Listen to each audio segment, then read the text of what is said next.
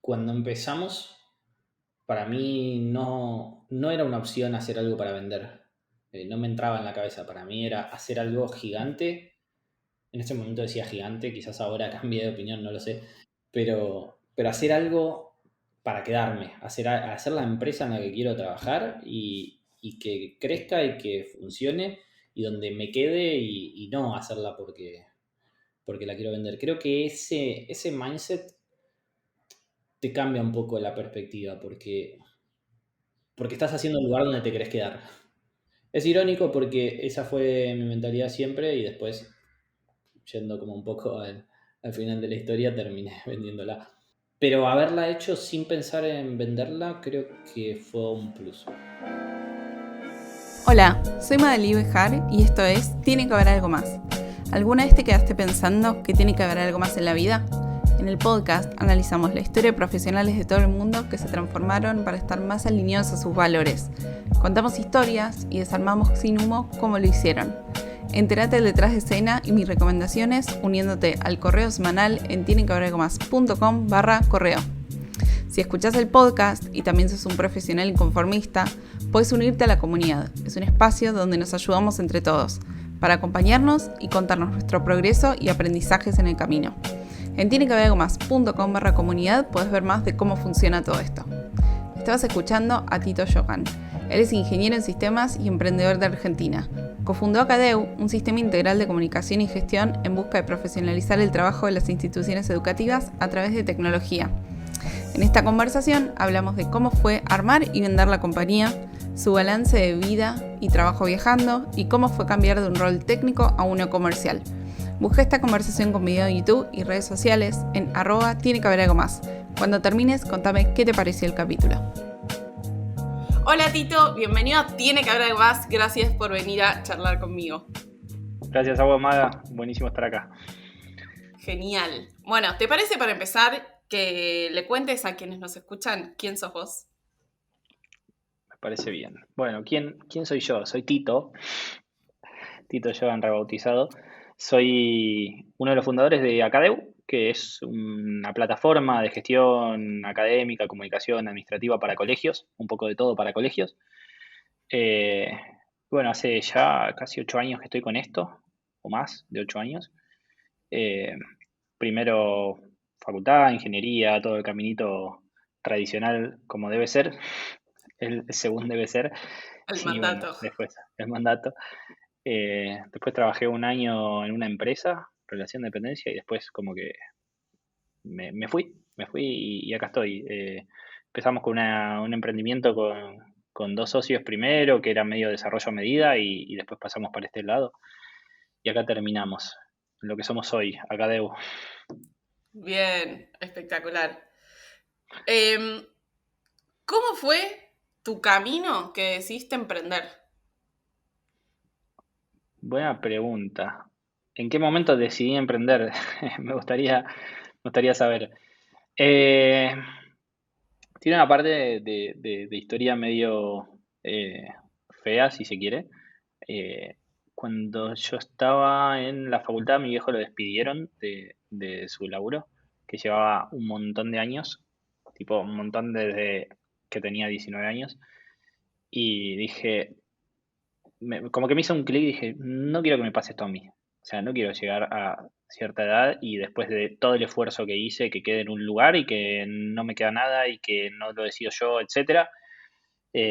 Pensé que emprender era un poco el camino para eso. Quizás no es el camino para la estabilidad. Después te das cuenta, ¿no? Que no es súper estable el camino emprendedor. Pero nada, encontré algo que me gustaba. O sea, armar tu camino es algo que me gusta. Como que vas haciendo crecer algo, siempre tenés un desafío nuevo, siempre tenés algo más para hacer y nada, eso me copó y acá estoy. Ujú. Como me veo muy bien en esto. No sé en el futuro en qué, digo, siempre pueden haber cosas nuevas, pero me gusta emprender. Claro. Sí, creo que, bueno, viste que la relación de dependencia nos vendieron esa estabilidad, como esa seguridad que es completamente ficticia, porque 100% alguien cambia la estrategia de la empresa, cambia la situación del país y otro decide que no importa todos los años que le hayas puesto ahí, no sos más parte y bueno, besito, besito. Sí, Tal cual eso, que bueno, son un poco las reglas del juego, ¿no? Es como la estabilidad por un lado, pero Ujú. la no estabilidad por el otro, que en una empresa quizás, o en un emprendimiento quizás estás mucho más atado a eso, más de lo que uno cree, porque siempre puedes fundir y siempre el contexto del país te puede hacer bolsa. Si estás en otros países quizás estás un poco más blindado, pero siempre puede pasar. Eh, pero creo que lo que yo le encuentro a esto después de un tiempo, más que la estabilidad en sí, es el impacto que uno genera, ¿no? Es como que decís, bueno, quiero ir por acá y quiero llegar a esto y bueno, me, me impongo este camino.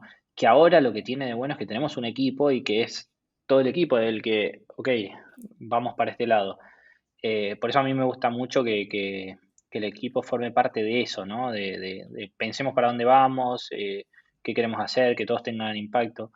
Yo no me veo en una organización donde no pueda tomar ningún tipo de decisión en eso. Entonces ahí es donde veo que emprender tiene esa diferencia. Quizás puede pasar en alguna empresa que uno se ve de la misma manera, ¿no? Y bueno, quizás ahí ya no hace falta emprender. Claro. ¿Y cómo fue que terminaste decidiendo emprender en el rubro de educación? En el famoso EdTech que le dicen ahora. Dice que todo se clasifica. Claro. Eh, un poco también historia por el lado de mi viejo, que él es director, representante legal de colegios desde hace mucho. Y, y bueno, nada, empecé a ver cómo estaba, qué tipo de soluciones había, que no había algo que me copara, que faltaba un montón por hacer en ese rubro en Argentina. Y en particular, como que pasaba mucho que los sistemas que habían eran de alguien que quizás de rebote hizo algo, que le dio una mano al colegio, hizo una cosa y después lo siguió vendiendo por otro lado, pero para mí le faltaba esa cuota de profesionalismo, es decir, hagamos esto como una empresa que se dedica a un rubro y que es de educación. Como que faltaba eso, ¿no? Traer toda la innovación y toda la tecnología acá. Y Ujú. fuimos ahí. Y como que nuestro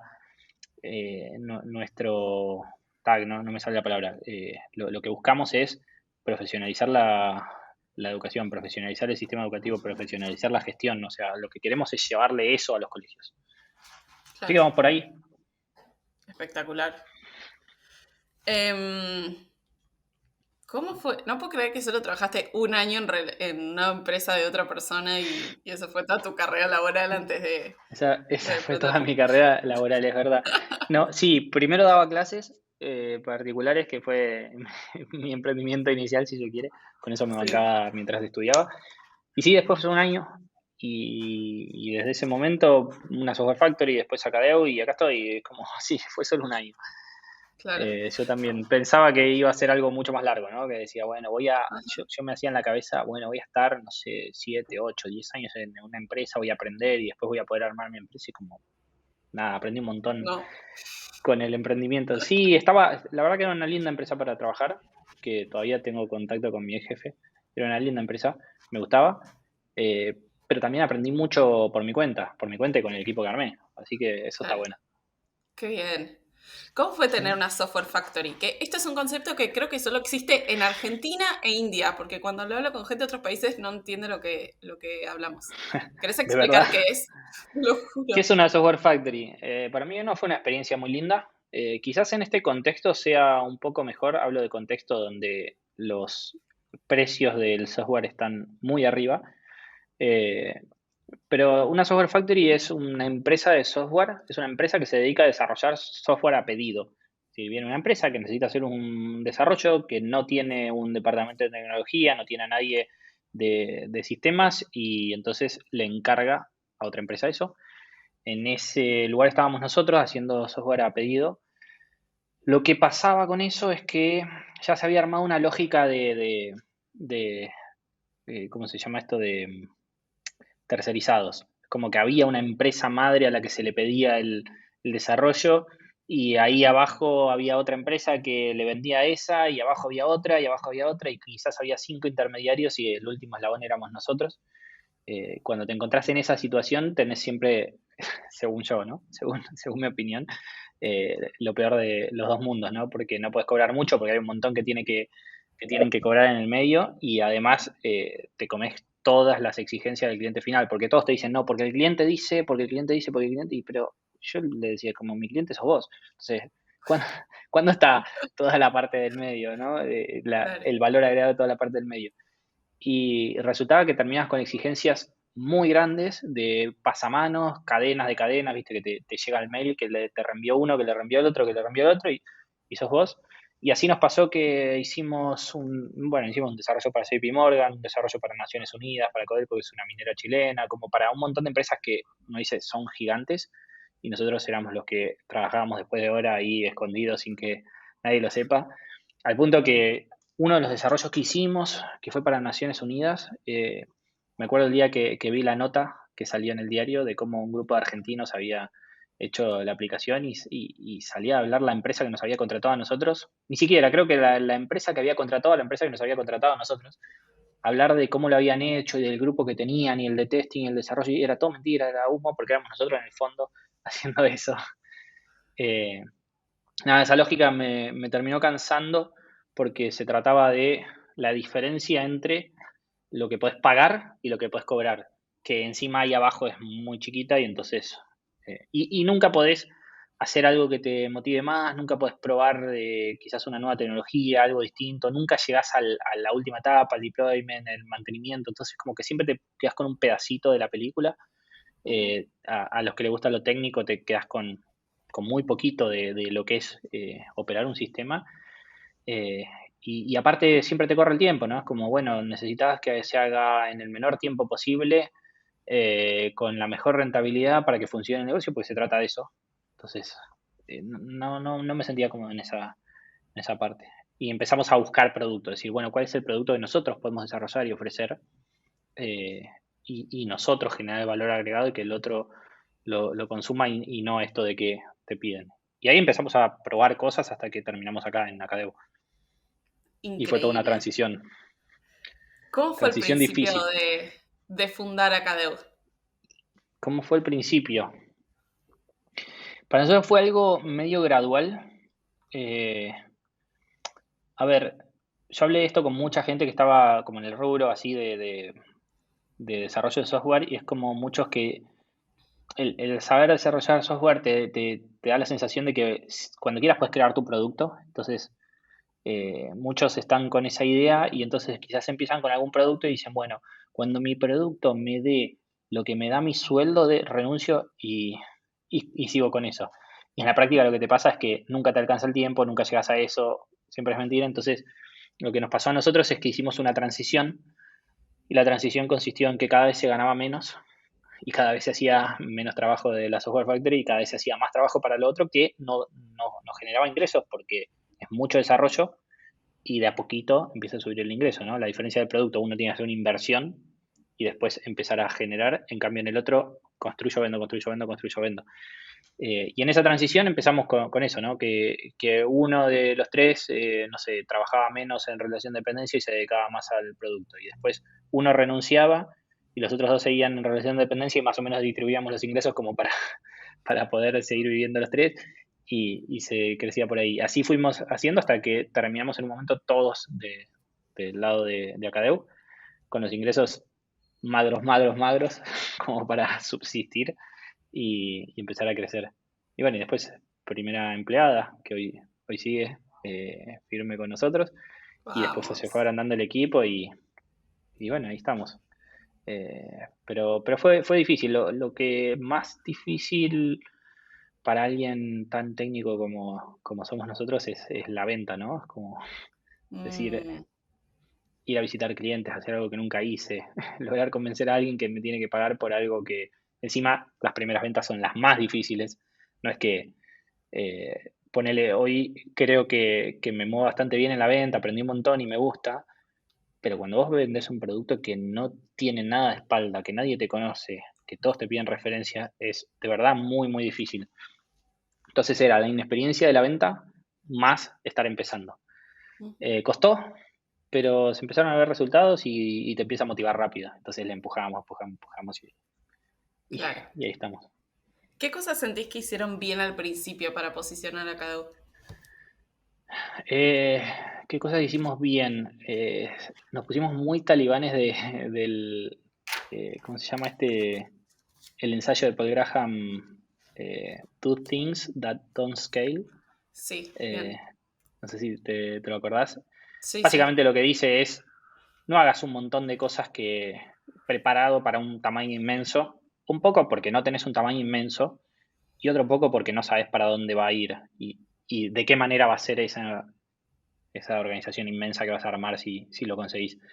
Y aparte Total, bueno, lo que... el ejemplo que Sí, da él en el ensayo es con Airbnb, muy al principio, donde va a los founders y les dice sí, como, si vos estás en California y todos tus clientes estás en Nueva York, ¿qué haces acá? O sea, tomate un vuelo, anda a golpear puerta por puerta y anda a charlar con ellos. Y ellos decían exacto. como, ¿qué estás loco? O sea, eso no escala. Fueron, empezaron a hablar con la gente y hasta en una de esas conversaciones, uno de sus usuarios, claro, porque era muy al principio, entonces la gente se vuelve muy fan, había Sí. una mina que tenía anotado todas las mejoras que ella le haría al producto. No, tremendo, Y después de eso se volvió parte del backlog de Airbnb. Como por esas tremendo. conversaciones que vos dirías, no, no puedo ir hasta allá, no tengo tiempo, no quiero hablar con la gente, no sé qué. Bueno, esto es lo que cuenta Paul Graham. Tal cual, tal cual. Eso tiene un montón de partes súper positivas, pensarlo de esta manera. Una es todo lo que aprendes con el contacto tan estrecho con el cliente, con el usuario. Otra es que no haces cosas que no sirven. O sea, vas a hacer hoy lo más importante. No vas a hacer, bueno, no, para que termino la aplicación y esto y le agrego esta funcionalidad. No, no, vas a hacer lo que hace falta. Eh, Lo otro es que, bueno, como estás haciendo lo que hace falta, estás creciendo. Entonces, ¿qué hicimos nosotros? Armamos un MVP, un producto muy chiquitito con lo que pensábamos que tenía que tener. Salimos a vender con eso, que ni siquiera era una aplicación full operativa, ¿no? Era una aplicación que más o menos mostraba lo que íbamos a hacer. Me acuerdo todavía cuando hicimos la primera venta, estaba ahí como, bueno, sí, vamos a avanzar, vamos a trabajar con ustedes. No, lo que yo quería saber es cómo se hacen los boletines. Nosotros dijimos, habíamos tenido, me acuerdo, la charla antes, no, boletines por ahora no, después vemos como boletines no. Y como, ¿qué hacemos? Bueno, no, sí, ¿Cómo cuando era, llegue el fin cómo de era ese trimestre. MVP para entender? Ese ¿Qué MVP en sabían realidad ofrecer? era algo un poco más sofisticado que unas diapositivas, pero Bien, porque sabíamos programar un poco, o sea, eran una web diapositiva, o sea, era una web que tenía información que no era real, no tenía base de datos, no tenía nada, para los que entienden un poco más, sino que era un HTML que estaba todo linkeado, que yo podía navegarlo, pero era un HTML. Entonces, parecía que funcionaba porque yo cliqueaba, entraba, veía las cosas, pero no había nada atrás de lógica de negocio. claro, la gente Y no bueno, sabía eso. no sabía eso porque era una demo y aparte la demo volaba porque era todo HTML, no tenía nada, así que... eh, y se veía el concepto que era lo importante, es como, listo, Ujú. lo que va a hacer la aplicación es esto. Y de alguna manera te estamos vendiendo esto y esto es lo que va a hacer. Después nosotros nos arreglamos para esto, no es que salíamos a decir, pero... y cuando pasa esto con lo de boletines es como, no, bueno, sí, cuando llega el fin del trimestre te va a aparecer un botón para imprimir, medio como que, bueno, listo, salí de ahí a ver qué pasaba, pero me acuerdo que bajaba las escaleras diciéndole, bueno, hay que ponerse a programar porque ahora sí tenemos que, tiene que funcionar el producto y además tenemos que hacer boletines. Entonces, eso ya fue el hecho de decir, listo, contacto con el cliente y no hacer un montón de cosas, nos dimos cuenta enseguida que boletines era una parte clave del sistema y la hicimos. Y aparte, no perdimos el foco con un montón de cosas que hace cualquier informático cuando empieza una aplicación. Voy a hacer el crear usuario, voy a hacer el ABM, voy a hacer el cambiar contraseña, ¿no? Y un montón de Sí. estructura base que todo el mundo hace. Y yo me encontré 1000 veces hablando con gente, no, ahora me falta hacer el cambiar contraseña. ¿Cuántas veces cambiaste la contraseña? Vos que sos informático y te gusta la seguridad, ¿cuántas veces cambiaste la contraseña? La gente no cambia la contraseña. No hagamos el cambiar contraseña. Y si alguien quiere cambiar la contraseña, bueno, listo, si la cambiamos nosotros. No sé, vemos. Claro, te la cambio a mano. Exacto. Y así fue como empezamos a operar, que es un montón de cosas las hacíamos nosotros a mano. O sea, hacíamos que lo principal se puede hacer y un montón de cosas, che, ¿cómo se hace tal cosa? Yo te lo hago. Listo, y lo hacíamos nosotros. Y lo hacíamos directamente por base de datos y demás. Esa estrategia para mí fue buenísima porque crecimos muy rápido, el desarrollo iba todo a lo que se percibía como valor. Luego las otras cosas no tienen valor, pero lo que se percibe como valor es lo que opera diariamente el usuario. Y, y nos permitió crecer muy rápido. Lección aprendida es que no silver bullet, no hay una cosa que funciona para todo y para siempre. Ese modelo lo llevamos mucho tiempo y muy adelante y después nos pasaron por arriba las operaciones. O sea, no dábamos abasto. Bueno, ahí fue un momento de crisis, ¿no? Porque hubo momentos que éramos 4 o 5 personas atendiendo, no sé, a 10 colegios, cuando hoy el equipo de soporte de 5 personas atiende a 150. Eh, pero ese camino, o sea, de acá hasta acá, costó muchísimo y sigue costando, porque creo que pagamos un poco caro eh, aprovechar demasiado esa estrategia. Claro, sí, entiendo. Y al principio, ¿te acuerdas cómo fue esa vez que los alumnos estaban muy enojados con Acadeu en Twitter y nos reíamos de lo que comentaban? ¿Te acordás de esa parte? Sí, cuando empezó a funcionar, porque como Acadeu le decía a los padres cuando el chico no iba al colegio, cuando sacaba una mala nota, etcétera, en Twitter empezaron todos los chicos a enojarse y se veía y estaban todos los tweets por ahí dando vueltas. Como que en ese momento, nada, para nosotros fue como una validación de que funciona, ¿no? Porque si esto de verdad está pasando, eh, está Es el generando mejor un poco, marketing. claro, está generando. Me acuerdo que tuvimos alguna breve charla como, che, está bueno esto, no está bueno, genera mala prensa, no, qué sé yo, pero lo dejamos fluir y no llegó a mayores. Sí daba la idea de que funcionaba. Lo que sí nos ha pasado, por ejemplo, es que no sé, las aplicaciones de celular tenían como muy mala reputación porque los pibes se ponen de acuerdo para ratearla mal, poner una estrella. Qué Como ya se sabía malvados. que habían logrado eso en China con una aplicación que se pusieron de acuerdo un montón de gente para eso, después la terminaron baneando, empezaron con una estrategia así. Nada, son anécdotas, pero no influyó demasiado en lo central. Estuvo divertido.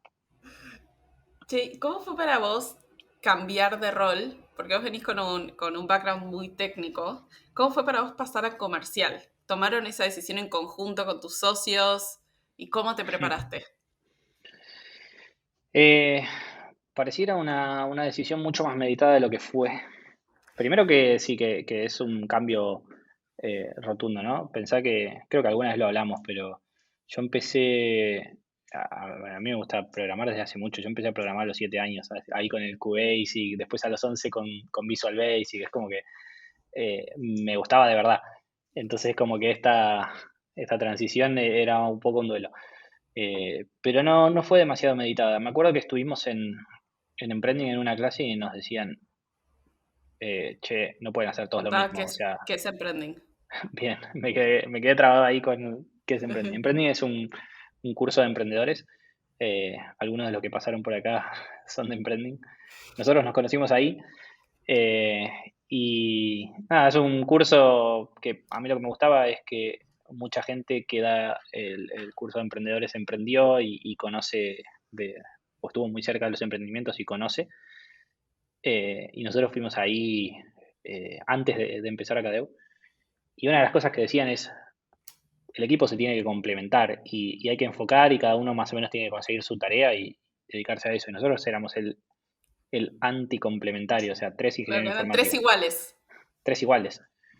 Eh, Así que salimos de la facultad, íbamos caminando, de camino a la parada de colectivo y dijimos, che, tenemos que hacer cosas distintas. Y ahí dijimos, bueno, no sé, vos podés hacer esto porque sos el que más sabe de tecnología, vos sos muy bueno con la gente, entonces estaría bueno que te dediques al soporte, a la atención al cliente, y vos sos el que más o menos sabe hablar, así que tendrías que vender. Así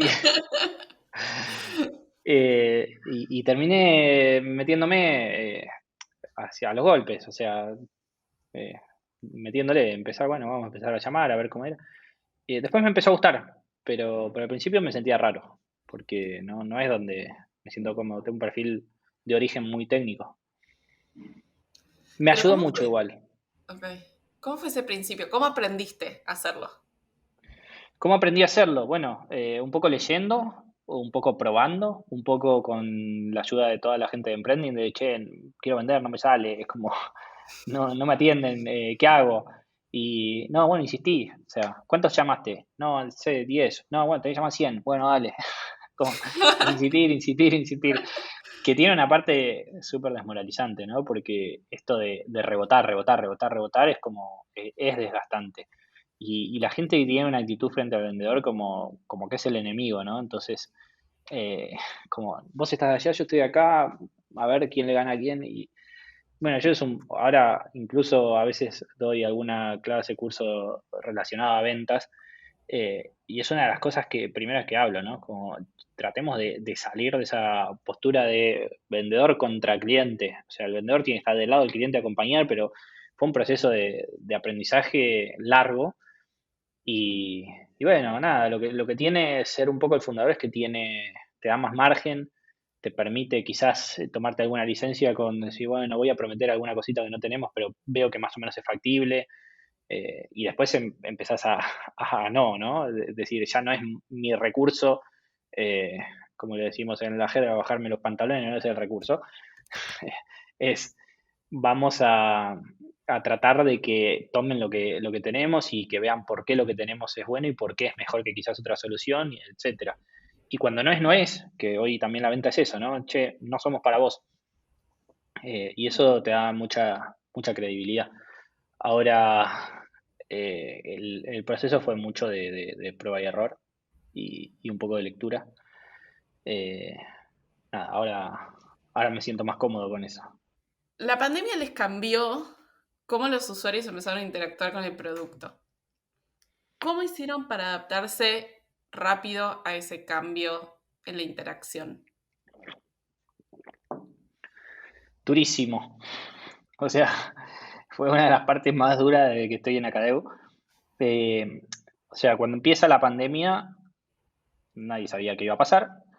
Me acuerdo que nosotros mandamos a todos a las casas cuando todavía, recién se empezaba a hablar de esto, cuando todavía no había eh, aislamiento ni nada de eso, dijimos vamos a todos a las casas y veamos qué pasa. Nos vemos en 15 días, ingenuos, pensando que no iban a ser 2 años. Eh, pero esa fue como la primera cosa, ¿no? Decir, bueno, listo, empecemos a ver cómo es trabajar desde las casas, lo que nos permitió un poco decir, bueno, llévense las cosas, organizarnos un poco más, ¿no? Porque no sé si te acordás, cuando fue la pandemia ya como no se podía ni salir. Y si no se podía ni salir era una desorganización total. A nosotros nos agarró en eso un poquito mejor parados porque la decisión la tomamos nosotros. Bien. Pero más, sí, eso estuvo bueno. Pero más allá de eso, la pandemia, el aislamiento o los efectos de la pandemia empiezan primero para la educación. Un día, un domingo, Alberto sale no sé si era por cadena pero un Alberto, anuncio. el presidente de Argentina. Alberto, el presidente de Argentina, dice, a partir de mañana se suspenden las clases presenciales. Domingo. Domingo a las 8 9 no me acuerdo la hora, se cae Acadeu y se caen todas las plataformas. Porque cuando dicen no va a haber clases a partir de mañana, porque era eso, a partir de mañana nadie va a poder ir al colegio, todos agarraron las plataformas que tenían y empezaron a usarlas. Nosotros tuvimos un pico que subió 10 veces tranquilo y nos caímos. Bueno, así como nos caímos nosotros, se cayeron un montón. Eh, una de las peores semanas, porque estábamos atrás de eso, ¿cómo hacemos para levantar esto? Súper difícil. Ahí el mérito se lo lleva todo Mauro, que técnicamente logró levantarlo, pero no había forma, para nosotros era un tráfico descomunal.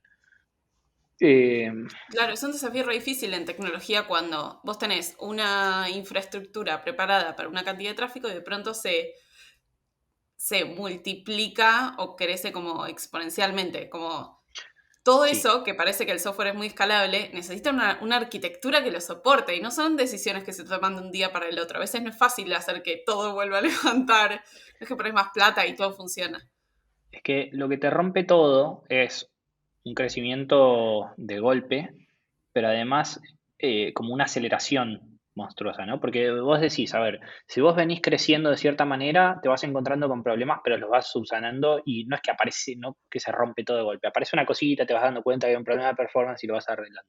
Si vos venís creciendo rápido, los problemas aparecen más rápido, pero igual estás preparado para esa aceleración. Vos ya sabés que lo que se te viene es tal cosa y entonces te vas preparando. Pero cuando vos te sube 10 veces de un día para el otro, y no es que sube 10 veces todos los días, no estás preparado para eso. Por más que parezca que está dimensionado, lo que sea, no estás preparado. Bueno, nada, ahí fue hacerlo andar. Eh, Tuvimos 2 o 3 días con un problema fuerte y hasta una semana tratando de acomodarnos y después de ahí nos acomodamos. Aumentó muchísimo el uso, ahora no me acuerdo de los números, pero mucho más que lo que se usaba antes. Y bueno, y ahí empieza como una dicotomía entre que, ok, esto es necesario y los colegios lo usan un montón, entonces este puede ser el año, pero a la vez se usaba mucho, pero la crisis económica era muy grande y entonces nadie se animaba. Entonces fue en ese caso de nuevo la peor combinación para nosotros porque era un montón de aumento de tráfico, un montón de uso y casi cero clientes nuevos. Así que un año duro. Después se empezó a acomodar y bueno, ahora está un poco mejor. Pero todavía se siente. Lo que sí cambió es que los colegios cambiaron su mentalidad en el sentido de que ahora sí tienen conciencia de que necesitan una plataforma y quizás empiezan a ver cuál es. En ese momento quizás ni siquiera pensaban en la posibilidad de tenerla. Ujú. Así que Está cambió bueno, un poco la cabeza. Sí, está bueno, eso bien. ayudó. Y culturalmente en la empresa, ¿cómo cambiaron ustedes con la pandemia? Culturalmente en la empresa, eh, también otra parte súper clave. Cuando nosotros decidimos ahí que pasamos a remoto, que me acuerdo, bueno chicos, chao, nos vemos en 15 días, nunca pasó, se fue extendiendo, extendiendo, extendiendo. Y la verdad que al principio trabajamos bien en forma remota, como que todos estaban como muy preparados para esa situación, ¿no? Todos estábamos como, bueno, listo, es lo que toca y vamos. Eh, Después empezó a sentir el cansancio de todo el mundo, ¿no? Por este cambio de modalidad, el hartazgo, etcétera. Pero funcionamos bastante bien, mucho mejor de lo que esperábamos. Nosotros ya habíamos empezado a hacer experimentos, de decir, bueno, queremos que haya más libertad, queremos que haya poco de remoto, empezamos a meter un día a la semana remoto, queríamos subirlo, etcétera. Y ahí desde ese experimento de empezamos con una vez por semana, pasamos a full remoto. Y como funcionaba más o menos bien, cuando se termina el contrato de la oficina, que ya llevábamos un año guardados y veíamos que no se iba a terminar pronto, empezamos a pensar, empezamos a hacer encuestas internas, qué piensan, quién iría a la oficina, quién quiere, no sé qué, y la encuesta daba como que, bueno, quizás, tal vez, una vez cada tanto. Y ahí decidimos cerrarla, porque, nada, teníamos que renovar una oficina, teníamos que hacer mantenimiento a la oficina, teníamos que hacer un montón de cosas, y además queríamos ir para ese lado, era algo que eh, veníamos pensando hace rato. Nos gustaría hacer full remoto, nos gustaría que la gente no tenga la obligación y pierda tiempo de moverse a una oficina. Entonces dijimos, bueno, es la oportunidad de hacerlo, hagámoslo, listo, chau. Se cerró la oficina. Algunos les dio un poquito de cosa, sintieron como ese vacío de, ¿y ahora la oficina? Pero después todos se adaptaron y siguió funcionando. Y estuvo bueno y creo que hay un montón de cosas positivas del trabajo remoto. Eh, que incluso les decimos a todos, como, bueno, me quiero ir a trabajar a Córdoba, a la costa, a donde sea, quiero hacer una semana acá, una semana ahí, hay algunos que son del interior, está buenísimo, hacelo, no hay ningún problema. Tenemos una chica del equipo, eh, empezó a trabajar, todo vivía en Buenos Aires, se mudó a Mendoza. Y como decía, y pues yo quiero seguir trabajando, no hay ningún problema. O sea, estamos remotos, seguimos full remoto, anda para allá y seguimos trabajando. Y eso es lo que está buenísimo de esta modalidad. Pero lo que sí, después de un tiempo empezó a pasar, que empezamos a notar un poco que el equipo ya no se sentía tan equipo, no sé cómo decirlo. Eh, Nosotros llegamos a ser 17, hoy somos 12, eh, De los 12 que somos hoy, solamente 4 nos vimos en la oficina, 4 nos conocimos en oficina. Eh, una quinta vino un mes a la oficina y empezó la pandemia, y el resto nunca estuvo en la oficina.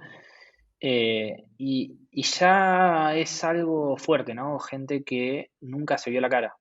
Después hicimos algún evento, nos vimos, pero se vieron la cara 2 veces. Algunos no se conocían.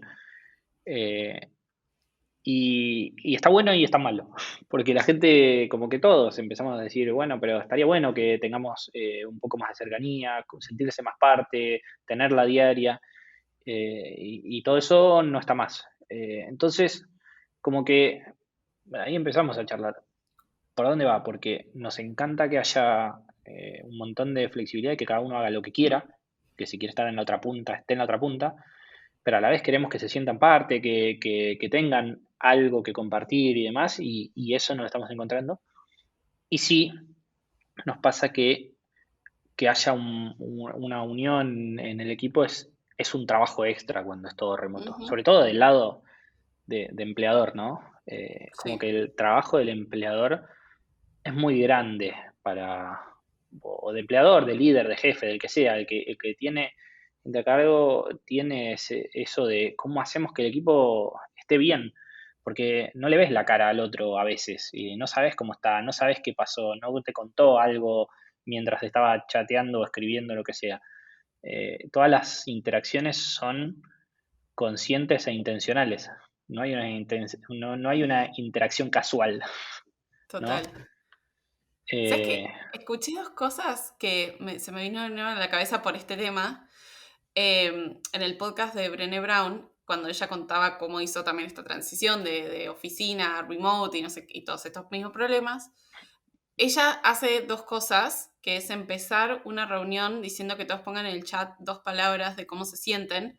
Entonces, si vos de pronto decís como angustiada y enojada, como que le das la posibilidad después a alguien que se pueda acercar y preguntarte, que me pareció re interesante. Y la otra es que tienen un momento informal donde se preguntan qué cosas te pasaron en la semana que me lo hubieses contado si estábamos en la cocina de la oficina, pero que no me lo contaste porque no hubo lugar a charlarlo porque remotamente no hubo ese espacio. Entonces ahí es cuando surge como, no, bueno, mi perro se comió mi cable de internet, viste, como esas cosas, y le da un lugar más humano a Está la conversación. buenísimo.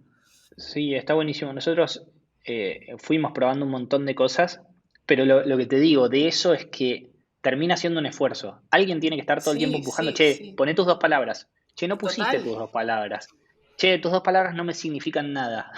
Che, no pongas las mismas 2 palabras toda la semana. Es como que Sí. No, empieza a es pasar eso. recontra una energía extra, ¿sí? Solo no pasa nada. Y también lo que te pasa es que a veces en eso sí te sentís un poco solo empujando. Por ahí armás un equipito que dice, bueno, listo, vamos a empujar esto, pero es muy difícil que todo eso se convierta en algo natural. Quizás nosotros no tenemos tanto tiempo de full remoto. Quizás eh, lográs forjar una cultura que eso se da solo, pero siendo honesto, a nosotros no nos está pasando. Ujú.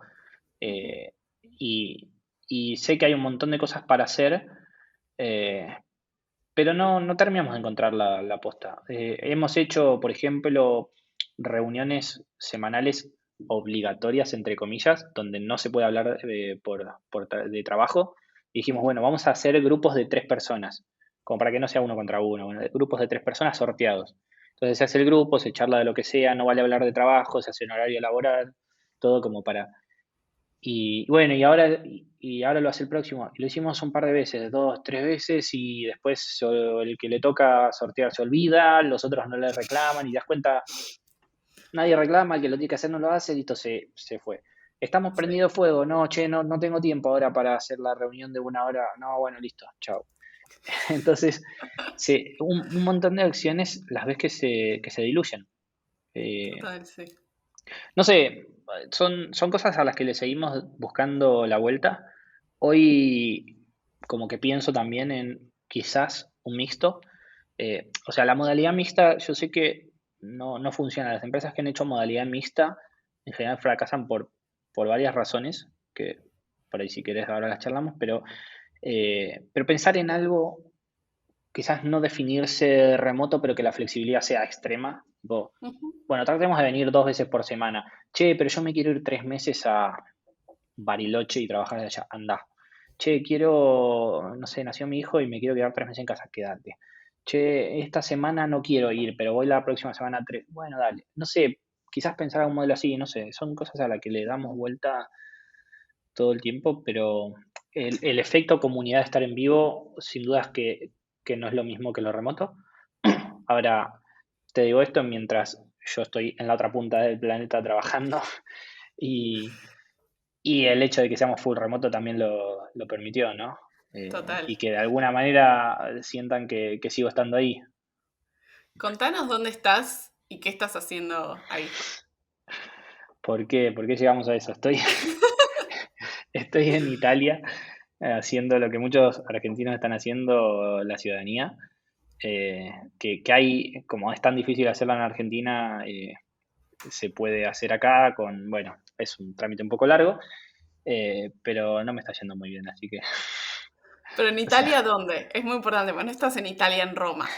estoy en Italia, en un pueblito así chiquitito, en la región del Abruzzo, que es al este de Italia, da al mar Adriático, y es un pueblito muy, muy chiquito de montaña, que es de unas 2.000 personas en total, pero el pueblo tiene lo que es la base y después tiene lo que es arriba en la montaña y de arriba creo que serán 300, o sea, es muy, muy, muy, Ay, no. muy chiquita, muy chiquita.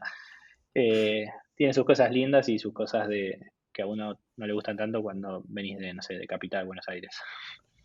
Pero Claro, eso es un montón de cambio. es un Una montón de gran cambio, ciudad-pueblo. sí, Ok, pero tiene sus cosas. bien.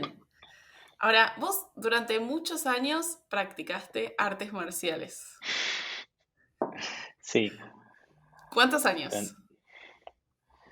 no tengo la cuenta exacta, pero digamos, arranqué a los 7 años y habré hecho unos 20 casi sin interrumpir y después unos 5 o 6 como intercalado, ¿no? Que voy 3 meses, después no voy, después voy 6 meses, después no voy, así como salpicado.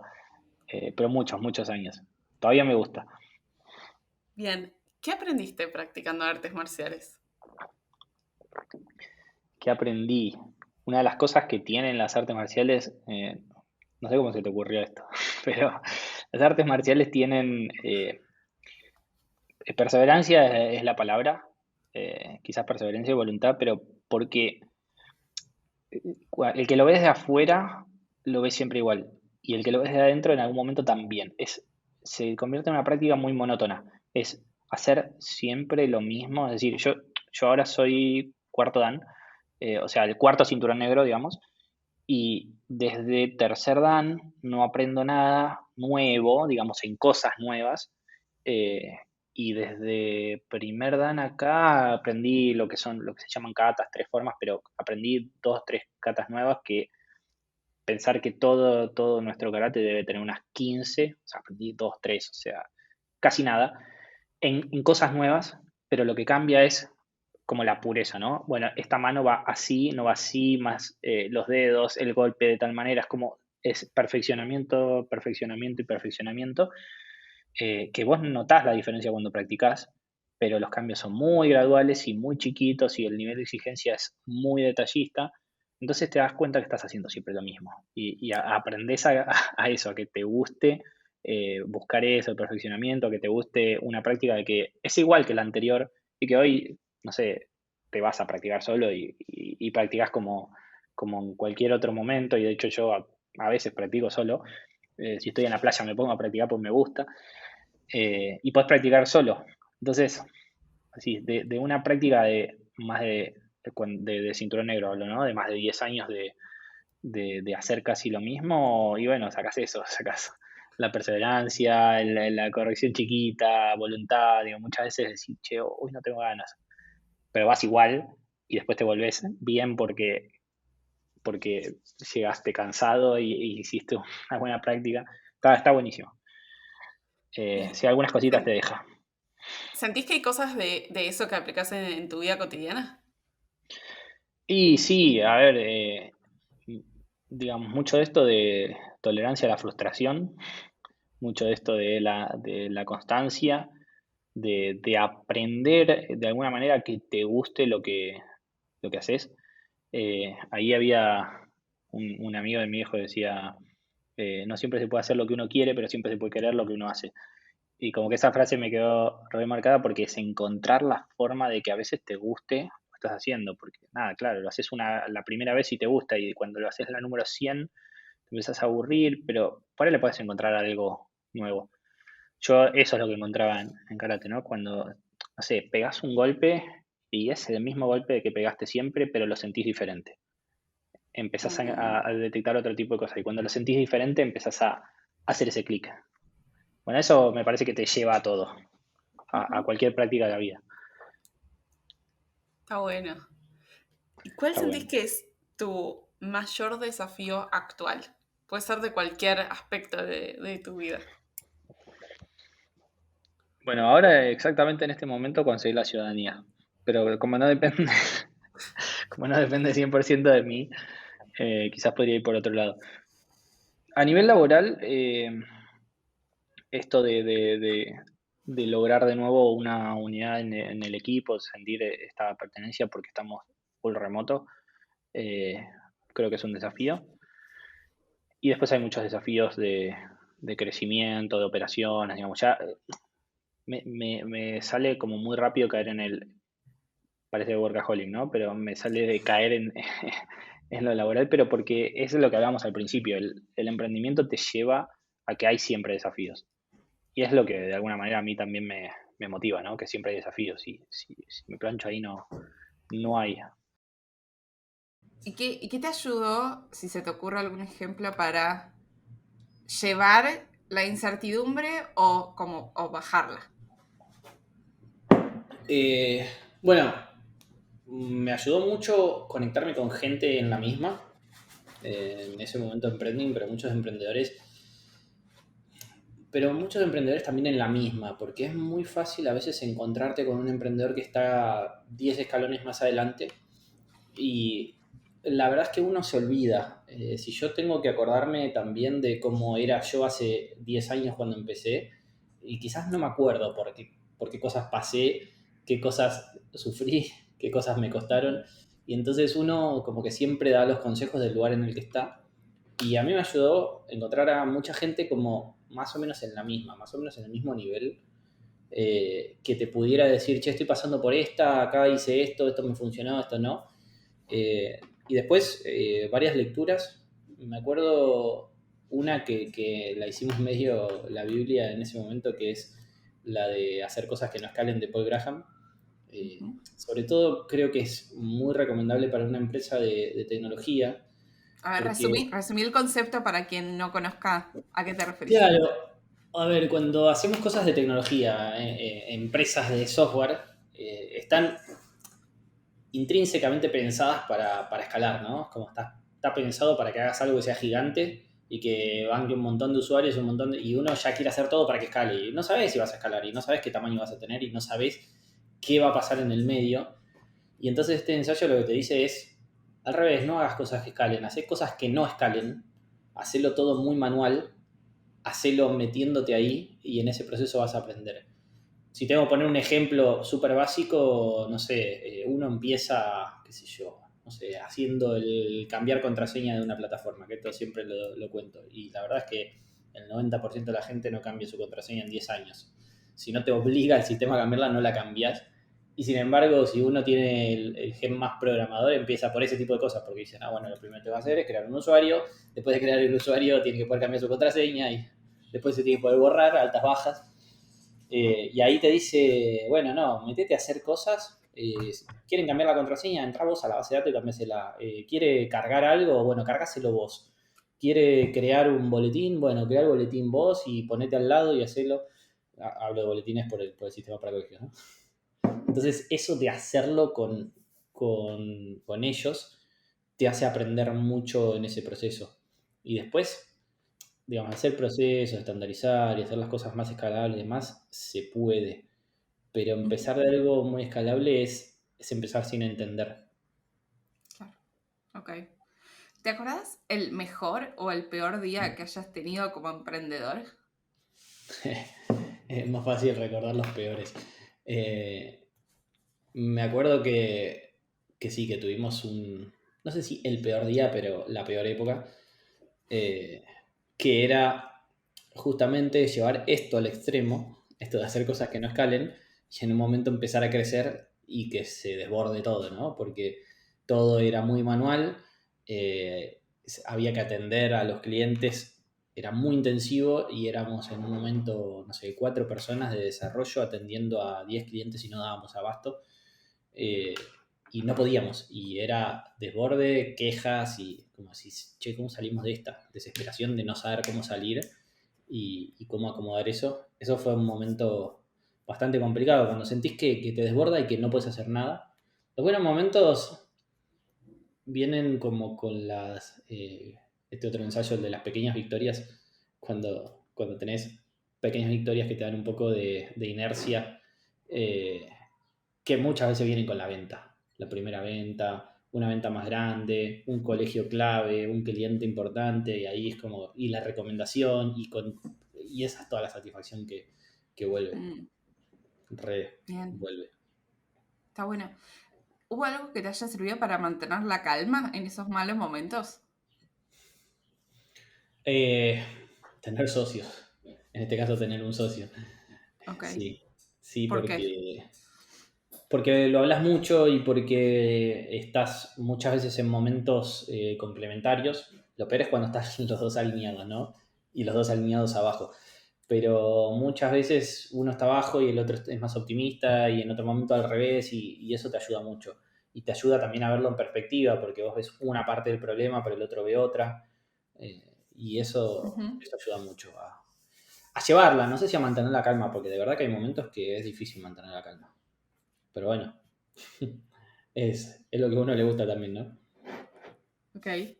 ¿Y ustedes en los principios se imaginaban manteniendo la empresa como construyendo un imperio por siempre o construyendo algo para vendérselo a otra persona?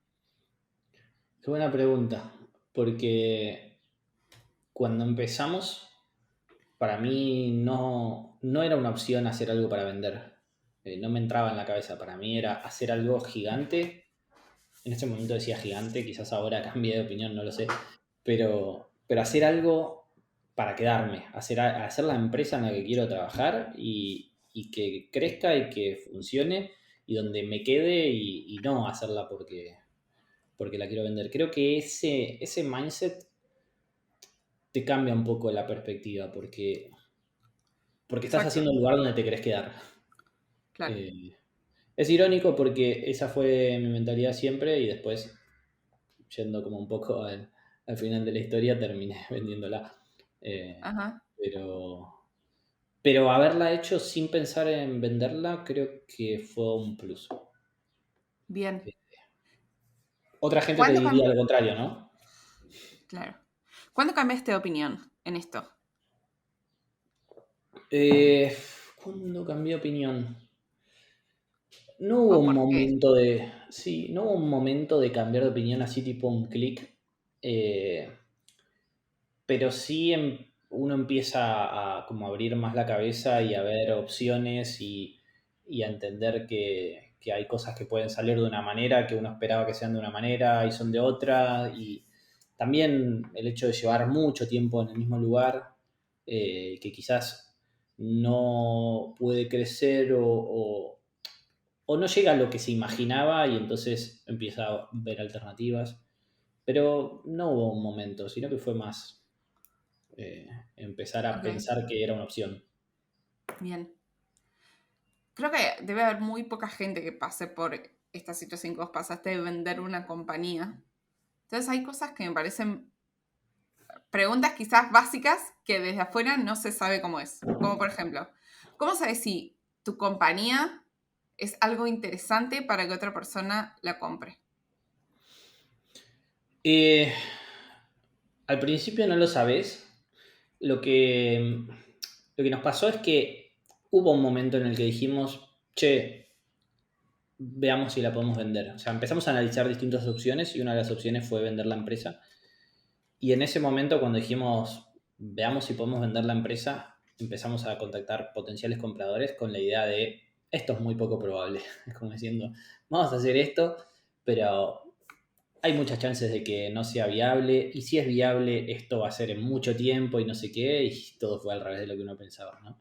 Como decíamos esto y resulta que, no sé, en 2, 3 meses teníamos varios potenciales compradores. Eh, pero, ¿cómo saber? Me preguntabas cómo saber si vale, ¿no? Si tiene mercado y eso, por ese lado era. Sí, sí. eh, lo, lo empezás a ver cuando empezás a contactarte. Por ahí pensás que tenés una posibilidad de venta impresionante y después no está ahí. Y a veces todo lo contrario, y me parece que ahí la única es empezar a hablar. Es un tema un poco sensible porque es como que uno empieza a mostrar las cartas, ¿no? Dice, voy a hablar con potenciales compradores y, y entonces empezás a mostrar tus cartas y eso puede generar ruido en el mercado, depende si se filtra la información y demás, entonces eh, te da un poco de cosa, pero depende cómo uno lleve la conversación. Y ahí es donde está bueno estar cerca de jugadores del mismo mercado, del mismo rubro, más Ujú, grandes, más chicos, competidores, fondos, lo que sea que esté en ese mundo. En nuestro caso, claro. mundo de tecnología y educación. Ujú. ¿Qué son las cosas que, como esos activos que hacen que una compañía sea valiosa? Se me ocurren algunos ejemplos, como por ejemplo en tecnología, si alguien tiene una patente, algo tipo, hicieron algo diferente que tienen propiedad intelectual, que después otra empresa lo puede usar, eso sería un ejemplo de que te Ujú. hace aumentar el valor. ¿Qué otras se te Y, ocurren? a ver, en realidad, porque hay como distintas formas de verlo y quizás un fondo tiene sus métricas para evaluarte y otra empresa tiene otras métricas. A nosotros nos compró una empresa que hacía algo similar a lo nuestro, o Ujú, competidor, digamos. Entonces, como que cada uno que compra ve cosas diferentes. Eh, pero por eso ahí tenés que ver, digamos, entender por qué te están comprando. Eh, lo que te puede hacer, o una de las cosas que se mira mucho es facturación recurrente. Esa es una de ujú, las principales.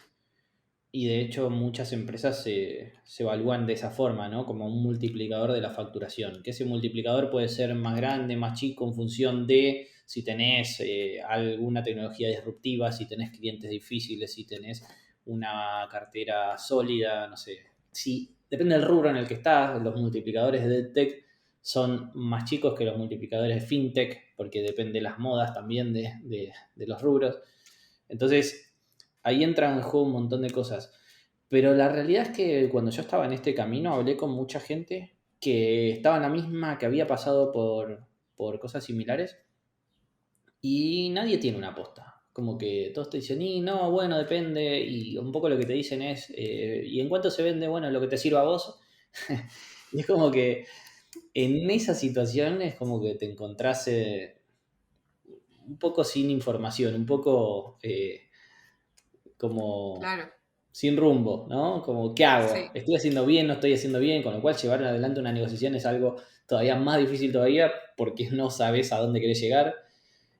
claro. Pero punto central, facturación recurrente, eh, la solidez de la cartera y en dónde tenés la facturación. A nosotros que haya sido en Argentina no nos ayudaba en nada. Si era en otros países, ayudaba mucho más. Ok, claro. Después, otras cosas que se me ocurren como quizás para otras industrias que no sea específico de tecnología, puede ser como si tenés una gran base de emails y están como, y te prestan atención, o muchos seguidores, pero depende qué plataforma para que no sea algo volátil, ¿no? Como que Mm, si tenés palanca o ventaja con proveedores. sí. Sí, por eso, en definitiva, lo que le da valor a tu empresa puede ser un montón de cosas y tiene que ver con quién es el comprador del otro lado. Si el que está comprando quiere expandirse, quiere más clientes y tu base instalada es lo principal. Si el que te está comprando tiene una tecnología más o menos y tiene un montón de, de clientes, pero su tecnología está floja por todos lados y capaz que le vale tu tecnología. Entonces, ahí entra en juego según el comprador. Pero sin duda, sí, la base de clientes es una de las cosas más importantes porque la empresa que te compra, además de que expande su base de clientes, ve oportunidades de cross-selling, de vender otras cosas y demás. Entonces, como que la expansión de cartera suele ser algo interesante Mm. para crecer.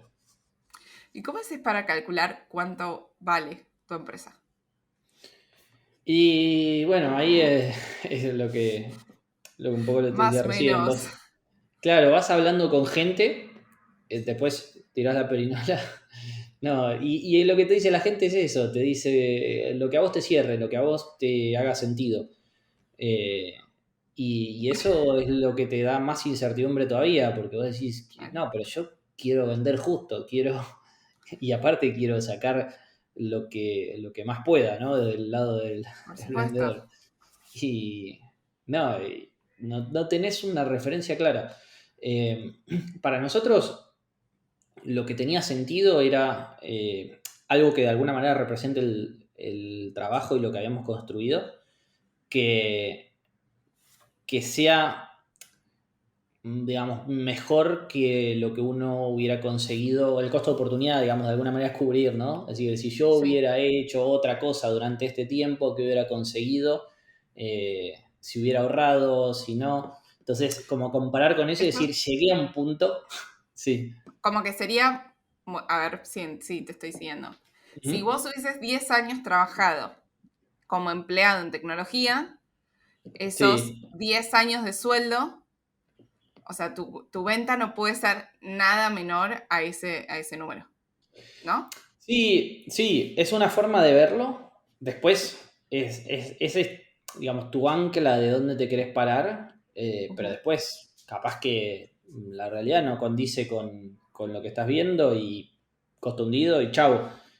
claro. Pero digamos, yo lo que veía es si hubiera estado trabajando durante este tiempo, si hubiera ahorrado diferente, porque también los primeros años de emprendedor es rascar la olla, ¿no? Entonces ahí no hay posibilidad de ahorro, no hay posibilidad de nada. No se come, ese es Claro, el dieta. entonces ahí como que decís, bueno, pero quiero compensar eso, quiero compensar lo que sería un sueldo equivalente de mercado, o quiero, no sé, y eso empezás a hacerte tus variables en la cabeza de lo que para vos tiene sentido, que es muy distinto de lo que para el mercado tiene sentido, porque de golpe puede ser mucho más o mucho menos, y ahí también te tenés que adecuar a eso. Pero para mí, una de las cosas que sí tenía sentido ver es, yo no iba a vender la empresa por algo eh, que se pagara solo, por decirlo de alguna manera, porque teníamos una empresa sólida, rentable, en punto de equilibrio, que daba, ¿no? Como todo bien. Y entonces, si yo voy a vender una empresa que no está en riesgo de fundirse, ni tiene ningún problema ni nada, yo no voy a vender una empresa que después con el producido me paguen el resultado, no sé si se entiende. O sea, tiene que haber Ujú. un upside sobre lo que genera la propia empresa. Entonces, esas son algunas de las variables que tenía en cuenta, pero te pasa un montón y pasa en los rubros que cuando la gente quiere salir, te la compran por nada. Es como, bueno, con tal de seguir atendiendo a tus clientes, te la compro por tu facturación, no sé, de un par de meses. Listo. ¿Entendés? Ujú. Y entonces ahí, por eso, depende de cada uno. Hay gente que dice, sí, estoy cansado y me voy por lo que sea. Y chau, y se van. Pero bueno, para mí Bien, tenía que tener valor lo que había construido. bien. Y cuando empezaste a mandar emails, qué decías? Tipo, hola. Eh, Empecé a contactarme por LinkedIn. Justo había pasado que a un competidor también lo habían comprado, otro competidor. Como que Ujú, había grandes que se estaban moviendo en esto de comprar empresas y concentrar más el mercado. Y empecé a hablar de eso. Eh, que para ok. mí, igual siempre, yo vengo muy del rubro de la venta, ¿no? Y es muy igual a una venta. Y cuando vos querés empezar con una venta y no sabes en qué está el otro, digamos, el estadio de, de tu Ujú. cliente de alguna manera es muy prematuro, el punto más importante es generar conversación. Y entonces yo entré a generar conversación. Es, che, ¿qué pensás de esto? ¿Cómo lo ves? ¿Qué pensás del mercado? Y empezar a encontrar puntos de conversación con posibles compradores. Y que eso también para mí era central, porque empezar a encontrar puntos de conversación es empezar a encontrar gente con la que por ahí pensábamos igual, teníamos más o menos los mismos criterios y demás. Porque también es muy común que después uno vende y se queda en la empresa. Entonces, estás viendo con quién vas a trabajar en el futuro. Entonces, Ujú. generar conversación para mí fue lo más importante, el mejor punto de partida. Bien, está muy buena idea. Además de, en este periodo de negociación, Ujú. además de negociar el precio, ¿qué otras cosas se negocian? Eh, Todo. Porque, A ver. o sea, precio es una cosa, es común que uno se quede en la empresa, entonces es en qué puesto te vas a quedar, con qué sueldo te vas a quedar, cuáles van a ser tus condiciones de contratación, cuánto tiempo te tenés que quedar, porque a veces uno quiere vender para irse, a veces uno quiere vender para quedarse. En mi caso yo tenía ganas de seguir en el rubro, tenía ganas de seguir haciendo lo mismo, entonces también tenía que ver qué pasaba ahí. Ujú.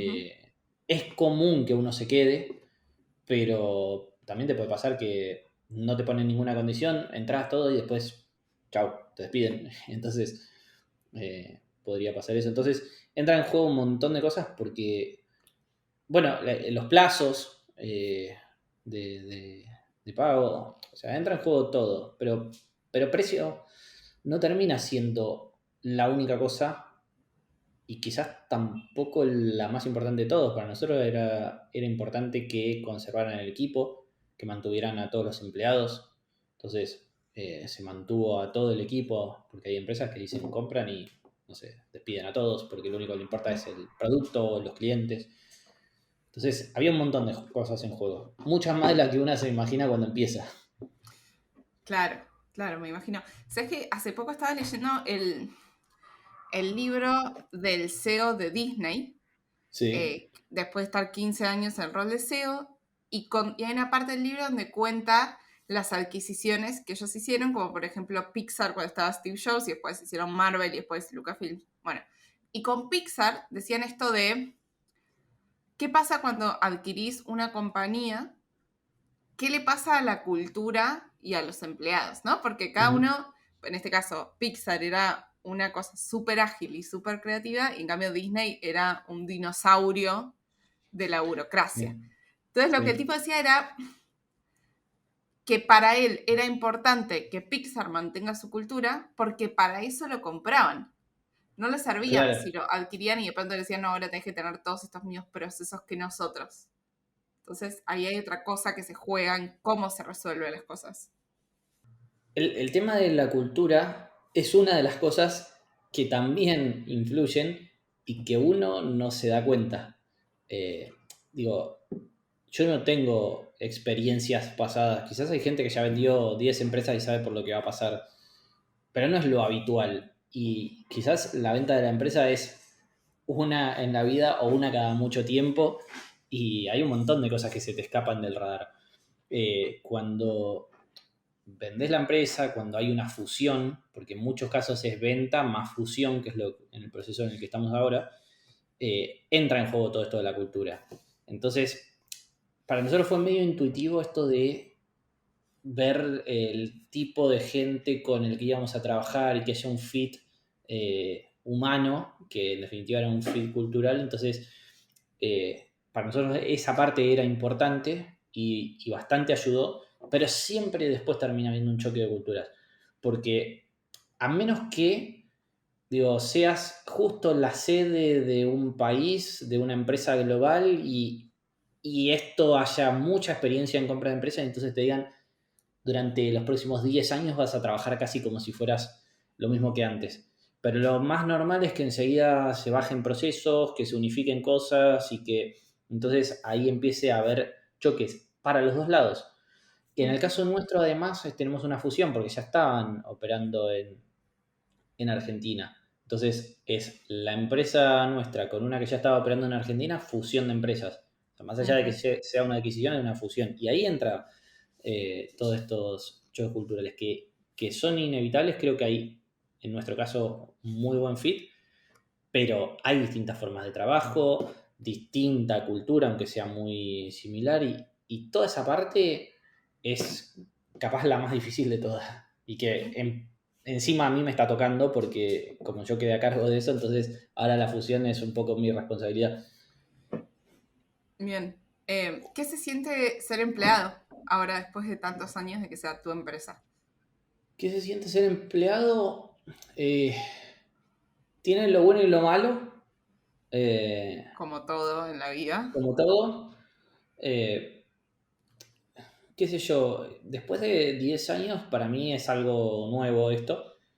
Eh, Igualmente yo estoy en un puesto en el que hago mucho de lo que ya hacía y tengo bastante autonomía y tengo mucha decisión. Entonces, quizás no es tanto si uno es o no es empleado, sino dónde está cómodo, ¿no? Con el grado de decisión, con el grado de libertad, con el grado de Ujú. impacto que puede tener. Esas cosas Claro. hoy yo las tengo bastante. Cambian algunas cosas, cambia esto de, no sé, ciertas responsabilidades que uno, finales que ya no tiene, como el pagar los sueldos. ¿Qué pasa si no podemos pagar los sueldos? Tengo la responsabilidad sobre el país, pero hay una responsabilidad final que no la tengo. Ciertas comodidades de decir, bueno, yo sé que, no sé, cobro un sueldo. Que antes lo cobraba, pero dependía de mí. Eh, entonces, cambian algunas cositas ahí. eh, Pero después hay otras que son iguales, como mi día a día es muy similar. Entonces es como que, no sé, quizás cuando pase un tiempo te puedo contar mejor Ujú. cómo cambia. Pero Bien, por ahora es factible, ambas cosas. está buena. ¿Y qué aprendizaje te llevaste de hacer todo el proceso de venta de la empresa? Un montón. eh, Me cuesta ordenar qué cosas aprendí. Eh, a ver, aprendí de negociación. eh, Crecimiento personal también, digo, en el sentido de entender qué cosas te interesan, qué te gusta hacer, por qué hiciste lo que hiciste, bueno, mucho de eso Ujú. del conocimiento de uno y de qué le gusta y de qué no le gusta. Eh, También estoy aprendiendo por el hecho de formar parte de una empresa más grande ahora, porque nosotros éramos, cuando vendimos una empresa de entre 15 y 20, creo que éramos 17 cuando vendimos. Eh, Hoy en Argentina somos 50, pero la empresa en total son 300, entonces ya es una empresa más grande y aparecen otras cosas de la dinámica de equipo, entonces estoy aprendiendo de eso. Me permite también contrastar formas de trabajo. Prácticamente toda mi vida laboral fue por mi cuenta, como les decía. Ujú. Entonces, hay mucho de eso, de aprendizaje de los procesos. También estoy aprendiendo lo que implica una fusión, que no mucha gente puede pasar por ese tipo de cosas. Así que, nada, en ese sentido se aprende un montón.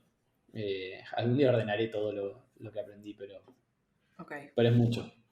bien. ¿En qué sentís que pensás distinto al común de la gente? Eh, no sé si lo que pienso distinto, pero te puedo decir cuál es mi superpoder. A ver, Que bueno, creo que ¿cuál creo que es? es un poco lo que, nada, viste que cada uno en algún momento entiende que es bueno en algo y eso es por ahí lo que te hace pensar distinto. Ujú. Eh, yo tengo como mucha capacidad de análisis, de entender en profundidad las cosas y también me gusta mucho la docencia, entonces conecto como el entender con simplificar, entender con bajar, explicar. eh, y eso me sirvió un montón en todo momento. Ujú. Digo, esto de analizar en detalle, poder explicar, poder simplificar, me ayudó en la estrategia en la empresa, en la comunicación con los equipos, en la misma negociación, porque en la negociación es acercar puntas, analizar qué pasa y esto, y si pasa esto, qué hacemos con aquello. Entonces, todo eso a mí me ayudó un montón. No sé si soy distinto, pero creo que es una de las cosas que me ayuda mucho a moverme. Ok. ¿Y se te ocurre algún muy bueno o muy mal consejo que te hayan dado? Eh, Muy bueno o muy mal consejo durante todo el emprendimiento. ¿O en tu vida? Mm, no se me ocurre, pero, pero sin duda, digamos, los múltiples consejos me fueron orientando, ¿no? Como lo que hice no lo pude hacer solo. Entonces, no tengo ese Ah, consejo de decir, esto me cambió la vida, pero muchos pequeños consejos me fueron ordenando y ¿cómo sí hay cuál? algo. Dame un ejemplo. eh, Estoy un poco en blanco, Está bien, pero no pasa sí nada. te puedo decir como un consejo, A ver. como un autoconsejo, que es Ajá. la honestidad sincera, la humildad sincera, humildad más que honestidad. Que Ujú. eso a mí me ayudó mucho a entender que no sé ciertas cosas y buscar a la gente que sí sabía para que me ayude. Entonces, Perfecto. quizás no es el consejo, pero sí lograr conseguir la ayuda, pero desde una humildad de verdad, decir, che, no sé cómo se hace esto, ¿me ayudás vos que lo haces Ujú. mejor?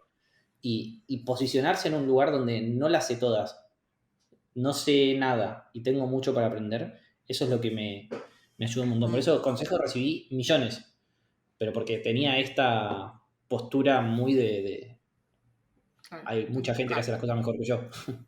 Sí, bien.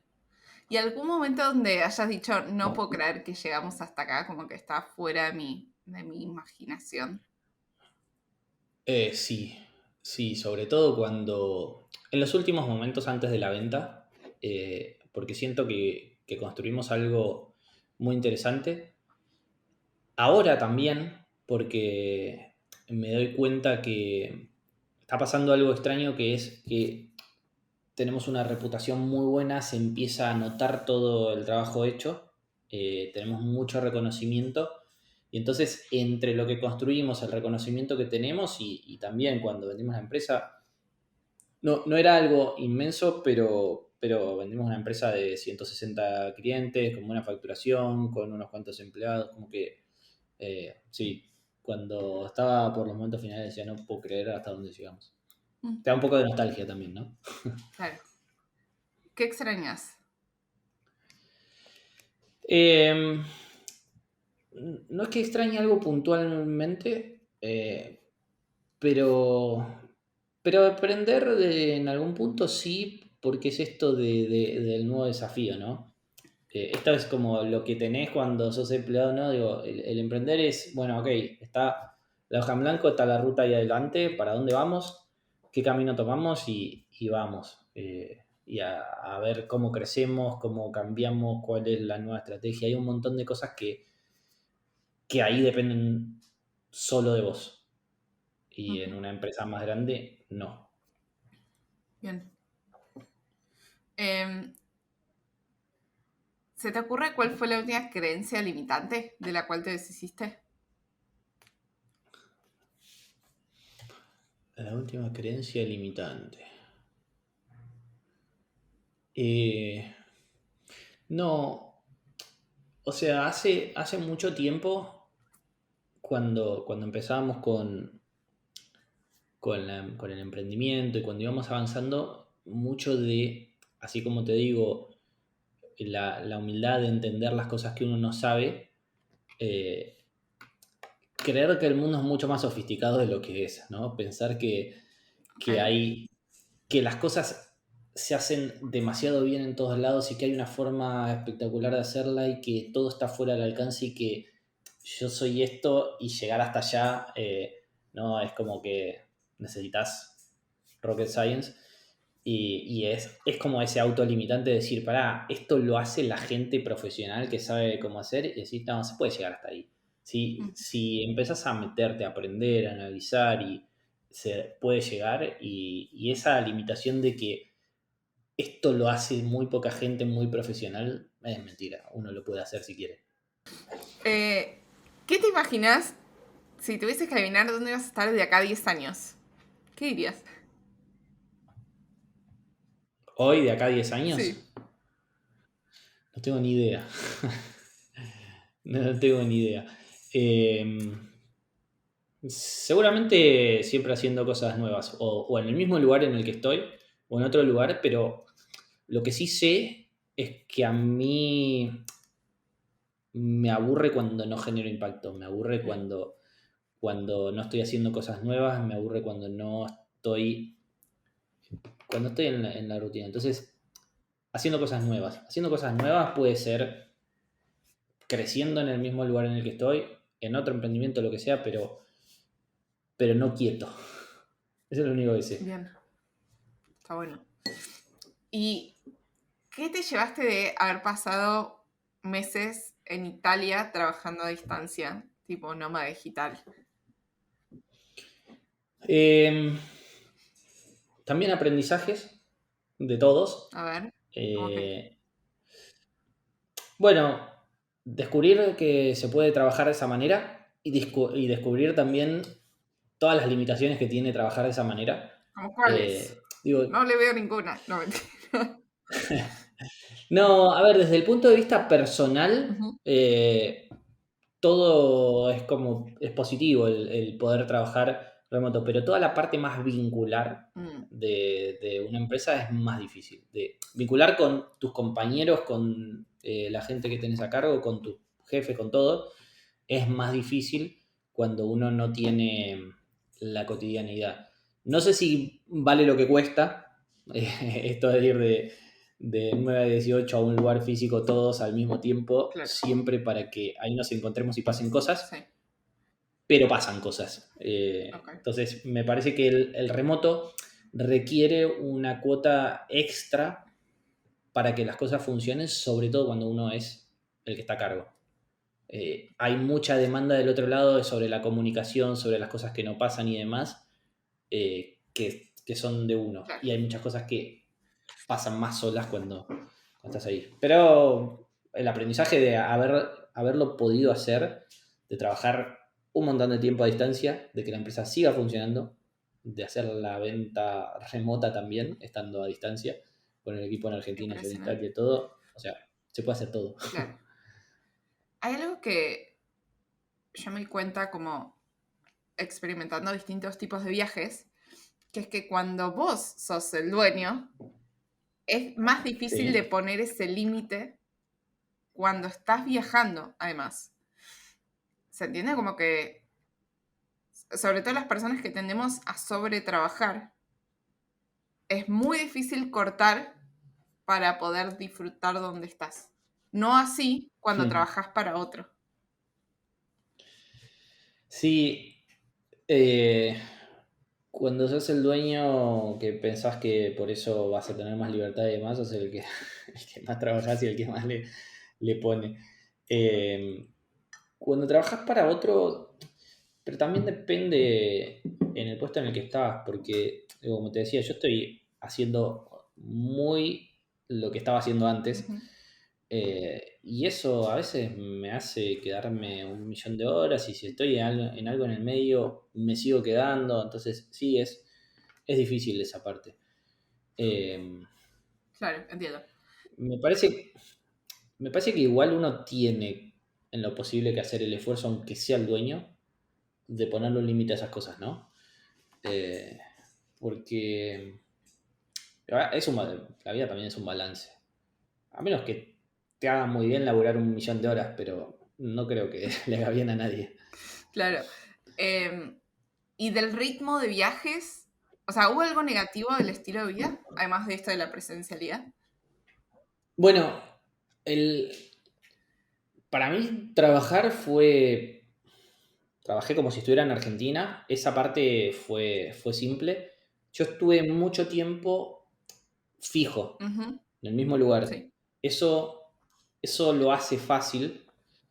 Lo malo que tiene es todo el equipo en Argentina, yo en Italia, hay 5 horas de diferencia en un momento, 4 horas de diferencia en otro. Trabajábamos solo para Argentina, entonces yo estaba trabajando en horario nocturno. Sí. Cuando se levantaban, casi yo estaba almorzando y después estaba cenando ahí en el medio, más o menos. Ujú, Y a veces reuniones hasta las 11, 12 o 1 porque pasaba algo y, ujú, y había que quedarse de largo. Entonces, ese tema de diferencia horaria, creo que en ese caso es mejor que al revés, porque claro. por lo menos arrancás a la tarde y no arrancás todos los días a las 3 de la mañana. Ujú, No, y después el otro limitante de la inexperiencia, ¿no? De en algunos momentos hacer viajecitos cortos y decir, bueno, ya que estoy acá, me voy 3 días, no sé, a Bélgica, no sé qué, trabajo en el medio, y es imposible. El viaje corto trabajando es destructor, ujú, porque uno hasta que se sienta, se acomoda y todo no funciona. Después de golpe en el viajecito corto volvés y tenés un vuelo a las 5 de la mañana y llegás y haces jornada y tenés las 14 horas de jornada que no te ujú, dan para nada. Así que a mí lo que aprendí es, si vas a hacer esa, es con menos expectativa de estar en 1 millón de lugares. O sea, hacer tiempos largos en un claro, mismo lugar ayuda mucho a que sea fácil trabajar, que es por lo que empecé, ¿no? ujú, En Italia mucho tiempo y era fácil trabajar, claro. era como estar en casa. Perfecto. Em, ¿Qué personas tenés de referente que te guste cómo piensen o libros que te hayan gustado en tu vida? Eh, bueno, la mayoría de los libros que leí por estar mucho tiempo metido en ventas son de ventas. Ujú, Eh, no, no soy tanto de tener como referente a una persona. O sea, sí, me gustan ciertas personas como piensan y demás, pero sino más de como de tomar las ideas, ¿no? Yo me voy quedando con ideas y a veces como que, che, tal cosa, ¿y dónde lo leíste? No sé. Y, che, ¿quién lo dice? No sé. A ok, mí me quedan las ideas y yo tomo y armo más ideas. Pero, bueno, un clásico, Predicta del Revenue, lo usé una banda, ahora ya está como demasiado conocido. Tito Bor, que tiene un blog también, muy copado. Ahora estoy leyendo uno, pero no me acuerdo del autor. Porque por esto mismo que te digo, no registro los autores. Me gusta este ujú, libro, es de una mujer. Eh, perfecto. y, y me olvido de los autores. Bueno, ok, muy bien. ¿Una rutina que te sirva mucho Una rutina que me sirva mucho para la vida o para para la trabajar. vida? Bueno, ahora estoy con mi rutina deportiva. Muy bien. Eso me sirve mucho. Pero más allá de que uno se pone más grande y el cuerpo necesita Otras cosas. eh, deporte, claro, para sentirse mejor, creo que es un buen momento el deporte, porque el deporte te corta la cabeza, dejas de estar en eso, te ayuda al despeje mental. Entonces, tener una rutina con deporte va, el piano también, es otra forma de cortar la cabeza. Busco todas cosas que me saquen ¿no? Ujú, del pensar un montón, que mi trabajo es mucho de pensar. claro, Bueno, igual el piano me hace pensar mucho, pero con otra parte del cerebro. total. Ujú, bien. Em, ¿Algo que te gustaría hacer antes de morir? Em, no, No, no, dale, dale. no sé. O sea, me gusta viajar, conocer más lugares. ¿Cómo cuál te falta? Probablemente todos. O sea, Todos menos nunca fui Italia. menos Italia. No, en Europa conocí bastante por estar allá, pero no conozco Estados Unidos, no conozco Centroamérica, no conozco no sé, Asia. Ujú, Así que viajar me parece algo bastante interesante. Eh, pero me gusta pensar que no tengo grandes deudas. Es la forma de un poco de ser feliz. Porque si ¿cómo uno está todo sería? el tiempo como eso, de decir, no, si no hago tal cosa, entonces no soy feliz o me falta esto para completar mi vida. Ujú, Como que yo me siento bien en mi vida, entonces no es que digo, no puedo no hacer tal cosa, ujú, sino que la vida me vaya llevando hasta donde me lleve. perfecto. Bien. Más filosófica la cosa, ¿no? No, sí, entiendo. Eso, que tu vida tenga como las cosas buenas en general, Sí, que no te hagan como desear sí, esa exacto. cosa. No estar como que siempre te falta algo para estar completo. Ajá, O sea, sí, faltan un montón de cosas, pero no es que digo, si no hago tal cosa antes de morirme, entonces a mi vida le falta sentido. bien, Eh, Me siento bien con lo que ya vengo haciendo. perfecto. Ok. ¿Dónde te pueden encontrar en internet para los que quieran conectar con vos? Eh, Instagram, Tito Joan, con Y-O-A-N, es un apellido difícil. Ujú. Eh, Mail, lo mismo. Y no mucho más, no soy muy de las redes. Ok, Y perfecto. si no, me buscan y terminamos hablando por celular y también. Ok, Eso he ayudado a mucha gente porque me han ayudado mucho también. Me gusta ayudar, me gusta la docencia, entonces he hablado con mucha gente en la misma y siempre estoy abierto a eso. bien. Además, me han ayudado mucho y una forma de devolverlo no es ayudando al que te ayudó, sino ayudando a otros, ¿no? Claro, claro. Porque claramente no voy a poder ayudar a los que me ayudaron. Ajá, bien, ok. ¿Cómo cerramos entonces este episodio? Un último mensaje de algo que haya quedado ahí como boyando, que hayamos dicho o no. Micrófono libre para los oyentes. Eh, Siempre pienso la parte de emprender, ¿no? Y de cómo armar un emprendimiento. Hay un montón de gente contando cómo deberían hacer las cosas sin haberlo hecho.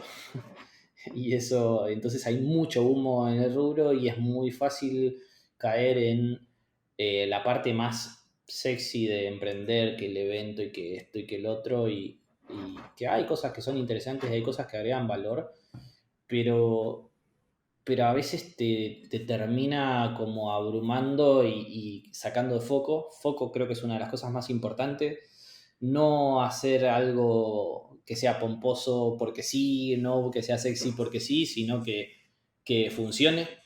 Y ahí es concentrarse. A mí una frase que me quedó mucho es pensar en el emprendimiento en todo momento, qué es por lo que mata o muere. A Y ver, la energía tiene que estar ahí. ¿cómo sería? En determinado momento del emprendimiento, qué sé yo, la venta, conseguir los primeros clientes es lo más importante. Bueno, me concentro todo ahí, no en todo en el producto. Y hay empresas que son muy fuertes de producto y entonces le tengo que poner todo al producto, pero hay empresas que son mucho más comerciales y le tengo que poner ahí. Entonces uno tiene que poner el foco y pensar qué es por lo que mata muere. Muchas veces cuando vamos a emprender, empezamos desde lo técnico porque tenemos algún background técnico, porque somos biotecnólogos, informáticos, médicos, lo que sea, entonces empezamos por ahí, entonces decimos, tenemos que hacer la mejor máquina de no sé qué, y en realidad toda esa parte es la que probablemente no vas a tener problema para hacer. Y si vos lo estás pensando y estás armando un emprendimiento sobre eso, probablemente eso es lo que ya sabes que podés hacer y eso no sea por lo que mata o muere tu emprendimiento, sea todo lo que está alrededor. Que no haya negocio, que no te den los costos, que no consigas a la gente adecuada, que no puedas venderlo. Ujú. Entonces, es identificar, y eso también va a cambiar en los distintos momentos del emprendimiento, entonces es siempre estar identificando qué es lo central del emprendimiento para poner el foco ahí. Porque cuando somos emprendedores, tenemos recursos escasos, y como tenemos recursos escasos, tenemos que poner bien la energía donde va. Ujú. Y eso fue lo que más me sirvió en todo momento y me parece que es lo más central, Mm, sobre todo empezando. espectacular. Bien. Buenísimo. Bueno, gracias, Tito, por compartir todo esto. Gracias a vos Te mando un abrazo. por compartirlo conmigo. Un abrazo. Gracias por escuchar este capítulo. Si tenés una amiga o amigo que le pueda gustar, reenvíaselo, que nos ayuda a crecer. Todas mis reflexiones mientras construyo Tiene que haber algo más están en el correo semanal en tienequehaberalgomás.com/correo.